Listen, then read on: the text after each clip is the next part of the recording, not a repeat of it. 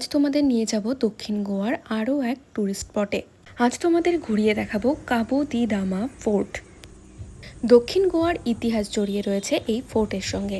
এখানে ঢোকার জন্য কোনো রকম টিকিট না লাগলেও এখানে কিন্তু নিজের নাম এন্ট্রি করাতে হয়। ঠিক কী কারণে এখানে নাম এন্ট্রি করাতে হয় তা সঠিকভাবে আমার জানা না থাকলেও আমার অনুমান বিস্তীর্ণ এলাকা জুড়ে এর অবস্থান এবং পর্যটকদের নিরাপত্তার কথা মাথায় রেখেই হয়তো এখানে নাম এন্ট্রি করাতে হয়। দুজনের নাম এন্ট্রি করে ঢুকে পড়েছি ভেতরে। এখানে দেখার তেমন কিছু না থাকলেও এখান থেকে কিন্তু সমুদ্রের একটা খুব ভালো ভিউ পাওয়া যায়।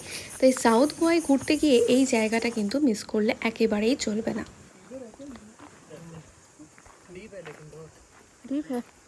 চলো এবার কাবোদির আমার সব থেকে সুন্দর জায়গাটায় তোমাদের নিয়ে যাই।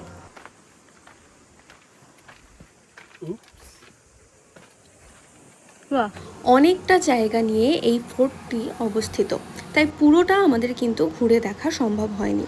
তবে তোমাদের সম্ভব হলে তোমরা কিন্তু অবশ্যই কাবো দি রামা বিচ থেকে ঘুরে আসতে ভুলো না। এখানে ঘুরতে ঘুরতে এতটাই গরম লেগে গিয়েছিল যে বেরিয়েই আমরা নিয়ে নিয়েছিলাম ডাব।